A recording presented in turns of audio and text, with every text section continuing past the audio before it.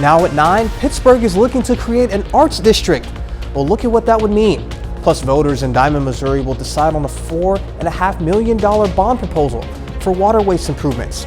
And Silver Dollar City announces $30 million worth of investments over the next 5 years. The 4 states' most watched news starts now. Good evening and thank you for joining us tonight. I'm Jalen Banks. The city of Pittsburgh tonight approved a creation of a community improvement district. The city will be located on the north side of town and include businesses including Home Depot and Rib Crib. It will add a sales tax to those businesses ranging from 0.1% to 2%. Those taxes will be used to pay for projects to improve the district.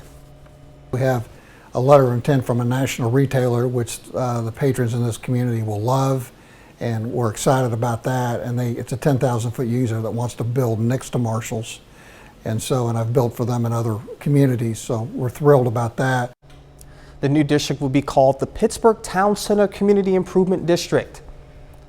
Another proposal in front of Pittsburgh commissioners tonight was to promote the arts and generate funds. The commission tonight voted on a resolution to declare a large portion of downtown as the Pittsburgh's art district. KOAM Shagun Bondali has more. Officials say the mission of the creation of the art district is to maintain the spirit of arts and culture through the community's interaction, education, and innovation. Gallery has opened. The popularity of the Art Walk has been significantly greater over the past few years. We've have a lot of local businesses that are willing to host art events and allow artists to display their work in their businesses. The designation would make it easier for new businesses to apply for grants. If there's any way that the Arts District can help any of these businesses or local mom and pop shops get funding for their businesses, their buildings, any new improvements to this area, that is totally what we're here for. A board member of the Pittsburgh Art Walk and co-owner Photos Cafe says the district is good for Pittsburgh economy. People are moving here for the arts because they're starting to see that in our community in Pittsburgh, Kansas, the arts are important. And that's a big deal to a lot of people, and we want those people. Those people are very active in the community. They bring their families with them, they get jobs, they spend their money here. She also says there will be new murals. We want this. We want to have murals, we want to have art, we want to support our artists, and we want to give grants to those artists to pay them to do the work. And so highlighting that and focusing on that has been really important over the last 10 years. And yeah, I think there will definitely be more to come. In Pittsburgh, Shagun Bondali, KOAM News. And tonight, the city approved the district. Diamond, Missouri city leaders want the public to know about a proposal to improve the city's water and sewer system. Voters will decide on November 8th whether to approve a $4.5 million in bonds to pay for infrastructure and improvements. The project would be funded by a water and sewer system rate increase. The city will host a public hearing tomorrow to explain the reasons for the request. Tomorrow is basically to get the information to the people, show pictures of exactly what we have currently, shows the roots intrusion into our system. It shows the layout of the system and the difficulties that we are currently having with it. So we're hoping that we can identify the issues to the people so that they understand the need. The public hearing begins at 6 tomorrow evening at City Hall. Diamond is also seeking grant money to help pay for the improvements. Well, we've had cooler temps and some rain. Let's see if that continues. Doug, what do you have for us? Yeah, we got the showers, thunderstorms yesterday, and then more rain last night through the morning hours, and then some sunshine late in the day, and that helped us warm up to 57 degrees. Should be topping out at 67 for this time of the year, but more rain again. We got almost an inch since midnight last night, so for the month, almost 3 inches, which is good, but we're still over an inch and a half behind for the year, and we still have a drought across the region, but at least we put a little bit of a dent into it. It's 50 in Fort Scott, it's 46 in Neosho, it's 51 Oswego, Grand Lake sitting at 48 degrees. All the rain, all the clouds are out of here. This storm system rotating across eastern parts of Missouri. It gets kind of chilly tonight. 39 to start, 44 by 9, 59 by noon, high temp is 63. Plenty of sunshine for us tomorrow. Now, we do have more rain chances in the forecast. We're going to look at that here in just a bit. All right, thank you, Doug. A $30 million expansion is in the works at Silver Dollar City. Madison Horner reports on the popular theme park's plans to grow guest and employee experiences. Silver Dollar City is partnering with the Wisconsin-based Holtz Builders to construct an on-site residence hall. The housing complex joins a long list of employee programs such as Grow You that pays college tuition for interested employees. This will allow us to have a dormitory, a 3-story dormitory that's located on about 3 acres adjacent to the park, and we'll be able to house up to 300 students there. Silver Dollar City's head of public relations, Lisa Rao, says the rooms will house up to 4 students with 4 beds, private bathrooms, and study desks. In addition, the hall will have 2 common kitchens with gathering spaces and laundry facilities. They will be able to be interns, they will be able to be college students, they will be able to be our Bridge USA students, and we'll be able to continue to grow our workforce as we prepare for the future. A $5 million project inside the city is scheduled to open during the 2023 season. It includes a new Fried Fancies with waterside dining. This will replace the older restaurant that was lost in the park fire last year. Then we're also, and this is great, we're going to bring back Heartland Home Furnishings. Now, when we lost that, it was a physical loss, but more importantly, it was a heartfelt loss because of the equipment that was part of our Heartland Home Furnishings. Rao says construction will also begin this winter to improve how people get into and out of the theme park. She says parking lots alone will cost $14 million. Project work will be done in phases and targeted for completion in 2024. We'll add 1,200 more parking spaces, new tram routes, and new stations. That's a very beneficial part, not only for our guests, but for our employees as well. Silver Dollar City confirms it has purchased all 800 acres of land once known as Indian Ridge. The unfinished townhomes near Branson West will be torn down soon, but there are no further plans for the property at this time. Seneca, Missouri has a new fire station. In 2016, Seneca residents voted for a public safety tax to build the fire station, but it hit a snag and still wasn't close to being finished in 2021. Then last year, the Eastern Shawnee tribe offered to help pay for completion by donating $273,000. Seneca Fire Station number 1 is at 124 Washington Avenue. And we now take this time to honor tonight's Four State hero. Fred Carnahan, a Riverton, Kansas native, served in the Air Force during World War II. He served in both the 32nd Bomb Unit and the 232nd Army Force Base Unit.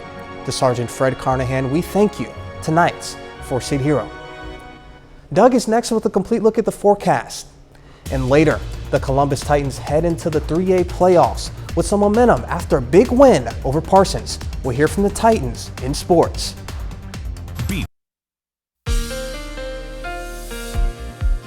Well, we got more rain last night into the morning hours and then actually into the early afternoon hours, and then it started to dry out. We got sunshine by the evening, and it turned out to be a nice evening, just chilly across the region. Nice shot, Indigo Sky Casino and Resort, of course, Indigo, just outside of Seneca, Missouri. All right, look at the rainfall amounts over the past 48 hours, at least put somewhat of a dent into our drought. Now, where you see the yellow, so along the state line, Oklahoma, all of Missouri, that is at least 3 inches of rain.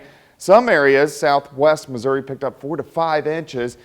Southeastern Kansas, about 2 to 3. And then once you get into our far western counties, an inch or less. But at least everybody got some rain, which we desperately needed in the region. Also kind of chilly. It's 43 in Monette, 48 in Grove, 49 in Pittsburgh, 51 in Parsons. We have 47 in Anderson, Missouri. Outside, sitting at 45, northerly winds at 5. As the humidity comes up through the overnight hours, we may get some patchy fog out there, so watch out if you're going to be on the roadways. 44 by 11, 7 a.m. 38, low of 38. Plenty of sunshine, quick warm up into lower 50s. By 10 a.m., you can see this storm system rotating out of here after we got some pretty heavy amounts of rain throughout the morning, especially along and south of I-44. All gone now, so we look good. This storm system is turning up across the Great Lakes, heading away from us out toward the west. Here's our next storm system that will give us at least rain chances as we head toward the weekend. All right, let's step through time. Let's go through the overnight hours tonight. We're going to stop early in the morning. Here's 7 a.m. It's chilly. Upper 30s across the region. Clear skies, plenty of sunshine, near 60 by noon. Once we get into the afternoon, we should warm mid 60s across the board, maybe even upper 60s in our western counties. Here's your day planner. 38 at 7, 59 by noon, 64 by 5 p.m. We're going to have northeasterly winds light at about 5 to 10. Tomorrow night, we start to get some mid and upper level clouds streaming in. So here's Thursday morning. Clouds increase throughout the day on Thursday. They're going to be thin, so you'll see the sun through it, but a lot of mid and upper level clouds. High temps again into the mid 60s. Thursday night into Friday, you can see a few showers trying to develop in our far western counties. So a very slight chance we may get a shower in here late Thursday into Friday, but this next system mainly stays to our south. So here's Friday. Saturday, it creeps a little farther north, so we may get a few showers in here late. Little better chance on Monday, but this next event will be much lighter rain than what we picked up over the past few days. 63 tomorrow, 65 Thursday. We hold near 60 through the weekend, and all rain chances gone by Halloween. Halloween looks pretty good, partly sunny, 64, so no complaints for trick-or-treaters on Monday night. Yeah, not at all. I mean, obviously we'd want a little bit more rain, but in terms of like temps after the summer and fall that we had, pretty good. Finally. All right, thank you, Doug. And as you all know, the drought continues to impact farmers and their crops, especially across Kansas. Reporter Joe Baker spoke to farmers about how yesterday and today's rain could mean for the wheat crop and the future outlook for farmers. A change in the weather Monday across the state with temperatures in the 50s with much needed rain for Kansas farmers. The rain that we've gotten the last day or so has really put a more optimistic view in the farmer's eye because we've gone without moisture for so terribly long. Everybody's been kind of down on themselves. Shane Eck with Central Prairie Co-op says the rain won't help fall crops. These crops have reached the mature stage, but could offer a promising outlook for the wheat crop. Wheat is starting to sprout in this field near Sterling. Monday's rainfall and the chance for more could be a good boost for a successful crop. As far as the wheat goes, it's definitely going to help. A lot of farmers have put their wheat in. They had a little bit of moisture, as you can see behind me, to get some of it up. Some of them have put their wheat into dry ground, hoping to get a rain to help bring it along. So this will definitely provide some good benefit. For those farmers who already have wheat in the ground, this moisture is really going to help have a positive outlook towards summer harvest and wheat production. Farmers say Monday's rainfall is a positive sign, but more rain is needed in the next several weeks to get the wheat established before cold weather arrives. Owen says they need about 1 to 2 inches of rain to really make an impact on the wheat planet to take off. And coming up, another escalation in the war in Ukraine. There's more talk of a dirty bomb attack as the war grinds on in Ukraine. I'm Trey Yingst in Kyiv. I've got the details coming up. As the war in Ukraine grinds on, both Moscow and Kyiv are trading accusations of building a dirty bomb, which could spread dangerous radiation in both countries. Fox News correspondent Trey Yingst has more from Kyiv. A new war of words between Russia and the West is raising fears of a nuclear confrontation. Russia is accusing Ukraine of building a radioactive dirty bomb. Officials here pushing back strongly, inviting the UN's nuclear watchdog to inspect the sites where Moscow claims the bomb is being built. But the US says the opposite is true. There are growing signs Russia is taking spent fuel from occupied nuclear plants and using it for military purposes, which would fit a familiar pattern of Moscow making an accusation, then staging an incident as a pretext for escalation. We know the Kremlin's track record when it comes to these types of claims. That's what is the predicate, what ultimately undergirds our concern. But Russia is doubling down on its accusation, saying they have the proof to back it up. and also accusing Ukraine of working with London to develop more conventional nuclear weapons. We have information regarding Ukrainian scientific institutes we rechecked via corresponding channels. It's not an unfounded suspicion. The back and forth comes as Russia continues targeting civilian infrastructure. But the number of airstrikes have decreased in the past few days, leading to speculation that the Russians could be running short on supplies. Officials here now pleading for more military aid so they can keep up the momentum on their side. We need more weaponry, we need more ammunition to win this war, and we will be very thankful and very grateful. Ukraine's Western allies are meeting in Germany today to discuss a rebuilding plan for after the war. In Kyiv, Trey Yingst, Fox News. Still ahead, just 2 weeks away from Election Day. Tight polls, high stakes, and some important shifts in the Fox News Power Rankings. I'm Caroline Shively in Washington. I'll have details coming up. Today, President Biden received his updated COVID vaccine. The updated vaccine is effective against both the original strain of COVID-19 as well as the Omicron variant. The White House is beginning to push now to increase vaccination numbers, saying that now is the time to get protected ahead of the upcoming holiday season. President Biden also called on Congress to provide new funding so that COVID vaccine shots can continue to be free to all Americans. With 2 weeks to go before Election Day, it's crunch time on the campaign trail, and all indications are that races for the Senate and governor in several states are tightening. That's putting an even brighter spotlight on the debate stage as candidates make their final push. Fox's Caroline Shively reports from Washington. Thanks everybody for tuning in. Buckle up. There are at least 4 big political debates around the country tonight.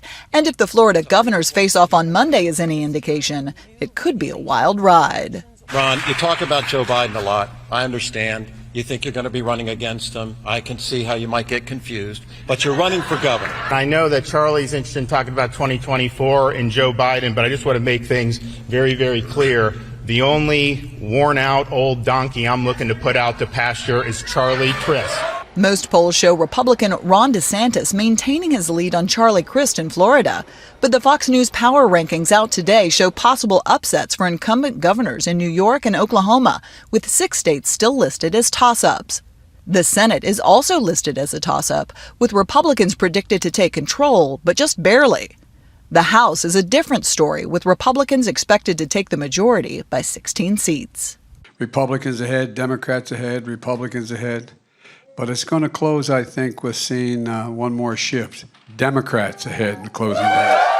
President Biden has mostly been off the campaign trail. A recent NBC News poll shows his disapproval rating at 52%. In Washington, Caroline Shively, Fox News. Up next, how an airline is trying to entice people into taking the dreaded middle seat. Well, I wish my mom had known this, but playing video games may have benefits for kids after all. A new study from the NIH looked at nearly 2,000 children. Those who played 3 or more hours of video games each day performed better on cognitive skills tests involving impulse control and memory compared to kids who never played video games. A recent poll by Virgin Australia found almost no one wants the middle seat. Shocker. To try to change that, the airline is offering a lottery to entice people to pick at least the least popular seat. There's a weekly prize from a prize pool worth about $145,000, but you have to sit in the middle seat voluntarily or involuntarily during the flight to be eligible. Among the prizes, a full-day helicopter pub crawl and a 2-night vacation in Cairns, Australia. That includes flights, accommodations, and a bungee jump. There are also flights and tickets to the Australian Football League Grand Final with exclusive access to pre-game lunch and after party. 30 more minutes of news, weather, and sports coming your way. The Fort Scott Chamber of Commerce hosts a forum for candidates running for state and federal offices. Plus, new details are released about yesterday's school shooting in St. Louis. The Fort Scott Area Chamber of Commerce tonight held a candidate forum at Fort Scott Community College. Community members had the chance to meet with some of the Kansas candidates before the forum. Candidates spoke on their concerns and what they would do if they won. Well, we're new to the community, first of all, and we're not very familiar with a lot of the candidates here, and so we wanted to come out and see what they had to say and get to know a little of their views and things like that prior to the election. And to remind you again, the elections are November 8th. Area high school students gathered at Missouri Southern today for a business competition and workshop. It's part of MSSU's Business Gateway event that includes individual and team-based activities in categories such as social media, web design, and accounting. The Placer School of Business hosted the event for years, but it was retired several years ago. It was brought back with hopes of connecting with the community and recruit students. I enjoy these different competitions, and I was told of this opportunity to do what I enjoy doing, that's public speaking, that's taking tests over business related topics, and so came out here to see if we could bring home a win for Lamar. A total of 385 students from 20 schools participated in the event. Kanye West's fashion line for Gap is gone. The retailer pulling Yeezy Gap products from its store shelves, and the website for the clothing line has gone dark. West and Gap parted ways in September when the rapper said the company didn't comply with their agreement. Today, Gap said West's recent remarks and behaviors further underscore why the deal was terminated. Earlier today, Adidas said it cut ties with West as well. Forbes says that means he's no longer a billionaire. Americans have lost some optimism in the economy. The Conference Board says its consumer confidence index dropped in October to 102.5. It's the first drop in 3 months. Those responding were concerned about high inflation and the rising odds of the recession.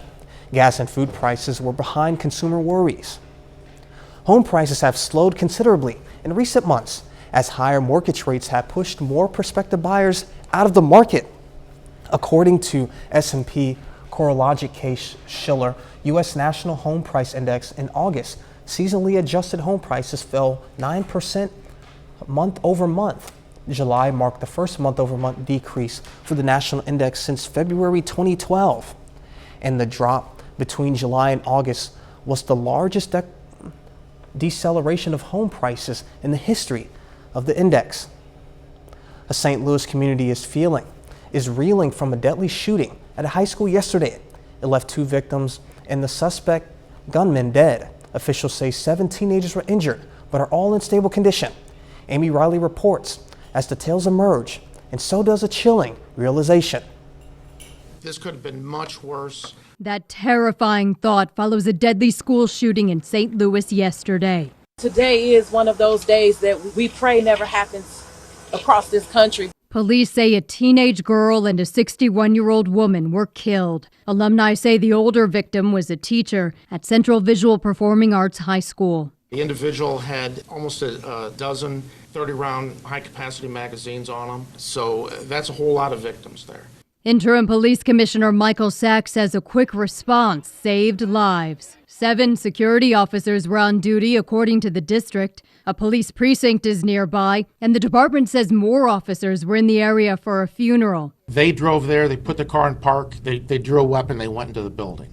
There was no sidewalk conference. There was no discussion. There was no, hey, where are you going to? They just went right in. Authorities say it took 4 minutes for officers to arrive and another 10 to stop the suspect. They identify him as a 19-year-old recent graduate from the school. Sachs says he might have struggled with mental illness. Please have a conversation with your kid if they're old enough to have a device and make sure that any hoax or any joke that they're sending about school shooting right now will be taken incredibly seriously. I'm Amy Kiley reporting. An investigation is underway after an Amazon driver's body was found in a yard just outside of Excelsior Springs, Missouri. Ray County authorities say that they received a call last night regarding an Amazon van that had been outside a home for several hours. When deputies arrived, they found a man dead in the yard. Officers were told there were 2 dogs at the scene that had been aggressive towards deputies and the medical staff. The sheriff killed both dogs. Authorities wouldn't say whether the dogs caused the death of the driver. However, they did see a dog door with blood on it. A bit later, another court appearance for Brittany Griner. A Russian court hears an appeal from American basketball star Brittany Griner. I'm Amy Kellogg in Milan, and I will have the details coming up.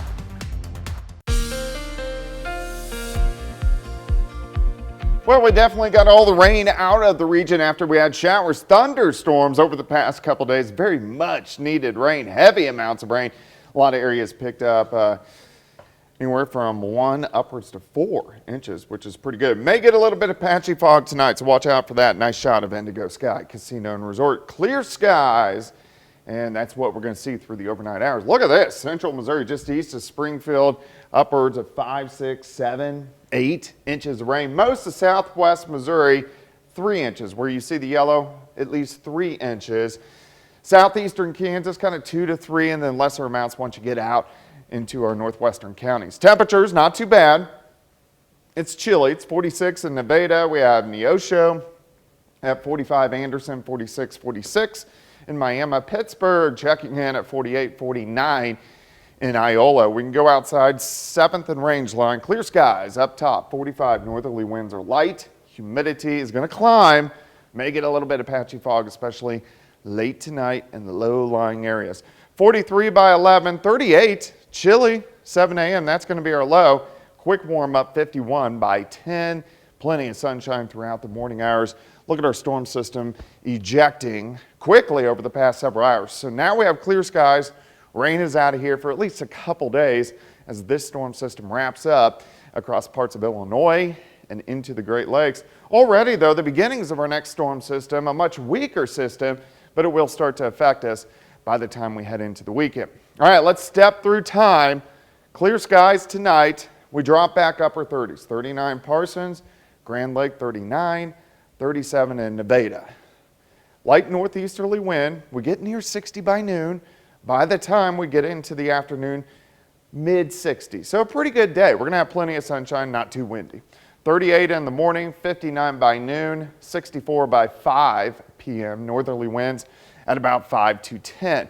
Let's go into tomorrow night. Some clouds start to increase across the region. These are going to be very thin, mid and upper level clouds, but mostly cloudy skies by Thursday. Still, temperature is pretty good as we go into the mid 60s once again. Now, Thursday night into Friday morning, some showers develop mainly in our far western counties, the beginnings of that next system. Most of us will stay dry, but we'll put in a very slight chance by the time we head into Friday morning, and then the system kind of takes a dip to the south. But as we get into the weekend, it curls up across Arkansas, southern parts of Missouri, so we get on the backside and we do get a few showers into the region. 63 tomorrow, 65 Thursday, 63 on Friday. A little cooler with the clouds over the weekend, not bad. Halloween looks good, 64, partly sunny. Back to 70 next Tuesday and Wednesday, into the 70s on Thursday and Friday, so warming up a bit for us next week. Yeah, if there's any kids watching this forecast, they're only looking at one day. Yep. That's Monday. And it looks pretty good. 64, perfect. Bad. All right, thank you, Doug. Well, guys, take a look at this. It's the latest stunning images from the James Webb Space Telescope. It shows 2 galaxies that are plunging into one another in a process known as a galaxy merger. Their collision has ignited a rush of star formation known as a starburst, creating new stars at a rate more than 20 times than that of the Milky Way galaxy. Scientists think the merging galaxies might be in the process of forming a supermassive black hole. And coming up in sports, it's district championship time in Southwest Missouri High School volleyball. Plus, the Pittsburgh Purple Dragons open the 5A soccer playoffs at home against St. Thomas Aquinas. Jacob Leonard has those highlights and more after the break.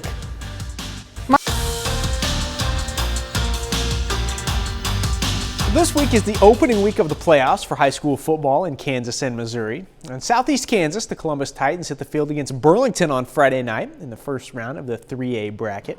Now, the Titans had a bit of an up and down regular season. They won just one game the first 6 weeks, but Columbus turned around and won back-to-back games to close out the regular season. Now, that includes a pretty impressive win last week, beating a 5-2 Parsons team by 24. Now, these seniors are motivated to build off that and make sure this Friday is not the last game of their high school careers.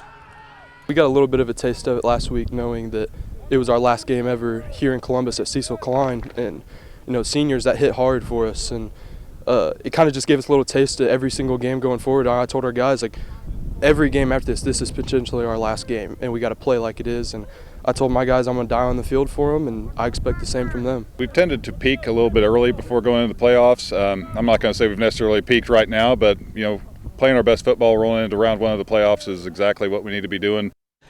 The Kansas City Chiefs have hit their bye week. On Sunday, Chiefs went on the road and beat the 49ers 44-23 to enter their off week with a 5-2 record. Now, in that game Sunday, Patrick Mahomes threw for 423 yards and 3 touchdowns. He now leads the NFL with more than 2,100 yards passing and 20 touchdowns this season. In addition to that, Sunday, already the 3rd time that Mahomes has led his team to a double-digit comeback win this season. I'm going to compete to the final whistle until Coach takes me off that football field. And so whenever you get down in these games, all you can do is how can you affect and go out there and have a positive next play? And then you kind of continue to do that the next play. And EB preaches that is the most important play is the next play. And so we just go out there and just execute that play, continue to make the drives happen. And then once you get in the end zone and it gets a little bit closer, then you can kind of keep that same mentality going. Well, tonight is the opening night of the playoffs for Pittsburgh High School soccer. The Purple Dragons hit the field at home tonight, facing St. Thomas Aquinas in the regional semifinals. Now, the winner of this one moves on to face Baser Linwood for a regional title. And just a few minutes in, Anthony Consuegra, nice move here, puts it in the other side, giving Aquinas their first goal of the night. And look at this, Cooper Welsh, free kick from the opposite side of the field. Really hammered it. One bounce and it's in. Just like that, Saints have a 2-goal lead. Caleb Miller did make a few nice stops in the goal for Pittsburgh here. Dives and knocks this one away. But Aquinas too good tonight. Liam Ryan with the header for the goal off the pass from Barrett Kitts. Aquinas wins and moves on. Pittsburgh finishes with a 10-5-1 overall record. We have a few volleyball district championships on the line tonight in Southwest Missouri. First, a pair of COC rivals meet in the Class 4 District 6 Championship. It's Webb City and Carl Junction playing for the 3rd time this season. Now, Webb City won the first 2, and they won this one tonight, 3-0. The Cardinals are district champs. They move on to face Helias Catholic in the state quarterfinals on Saturday. In Mount Vernon, the Mountaineers have a shot at a district championship on their home court facing Seneca. Tonight, though, it's Seneca claiming the Class 3 District 12 title 3-1. Indians now move on to face Mountain Grove Thursday night in the sectional round of the Class 3 bracket. Now one more, in Joplin, College Heights and Jasper meet for the Class 1 District 11 title. In that one, it's Jasper winning 3-0. The Eagles claim the district title and they move on to face Drexel in the sectional round of the Class 1 state tournament on Thursday. Well, that's it for sports. We're back after this. Britain's new Prime Minister made his first speech to the nation today. Rishi Sunak is the first person of color to ever lead the government. At 42 years old, he's the youngest Prime Minister in more than 2 centuries. Sunak inherits a long list of problems, including financial. A new survey out today suggests the UK has already fallen into a recession, and electricity prices are soaring because of Russia's war on Ukraine. American basketball star Brittney Griner's appeal was rejected by a Russian court today. The Biden administration says it's working to bring her home. Fox News senior foreign affairs correspondent Amy Kellogg has more. A Russian court upheld WNBA star Brittney Griner's 9-year prison sentence on Tuesday. The 32-year-old athlete was convicted in August of possession and smuggling of drugs. During Tuesday's appeal hearing, Griner appeared via video call from a penal colony outside Moscow. She apologized to the court for her mistake and asked for an acquittal, telling the judge how stressful her 8-month detention has been. People with more severe crimes have gotten less than what I was given. I did not intend to do this, but I understand the charges brought against me. Griner was arrested back in February after police said they found vape canisters containing cannabis oil in her luggage at a Moscow airport. During her trial, Griner's attorneys maintained the cannabis was used for medicinal purposes and that it was packed accidentally. They have called her 9-year sentence, quote, unfair. We think we should use all the available legal tools, but she will be the one who will take the decision. The U.S. State Department says Griner was wrongfully detained. Both Moscow and Washington have been engaged in talks to bring her home. The Biden administration says it has not received a productive response from Russia so far. Russian officials have said that Brittany Griner's release is not a priority for President Putin. In Milan, Amy Kellogg, Fox News. Coming up, the U.S. Forestry Service announces plans to plant 1 billion trees to combat deforestation. As the deforestation crisis reaches a breaking point in America, officials roll out a massive and ambitious plan to replant more than 1 billion new trees across the nation. But how exactly do they plan to tackle this monumental environmental risk? Well, here's a hint. It involves you. Jamie Roth explains. The annual arrival of autumn colors across the land is a reminder not only of the living beauty of America's forests, but also the vulnerability of this natural resource, which now more than ever is fighting for its very survival. Wildfires are responsible for the destruction of millions of acres of forested land in the U.S. It's a problem that David Lytle of the U.S. Forest Service says has reached a breaking point. We are facing a wildfire crisis in the U.S. Wildfires are growing in both size and intensity. They're becoming more difficult to fight. And as a result of wildfires and our limited resources, we end up with a backlog of about 5 million acres of land on National Forest System lands that are in need of reforestation. Now, seeds of hope in the form of federal legislation called the Replant Act that couldn't have come at a more pivotal time.